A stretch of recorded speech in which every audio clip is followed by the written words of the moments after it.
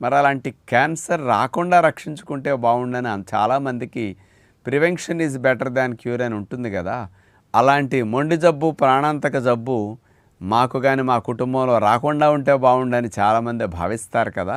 ఇలాంటి వారికి కోరిక తీర్చి చక్కటి ఆరోగ్యాన్ని ప్రసాదించే ఆహారాలు ఏమన్నా ఉంటాయా అని పరిశోధన చేస్తే ఒక ఫ్రూట్ ఉంది, అదే lychee fruit. Anti cancer fruit అని పిలవచ్చు.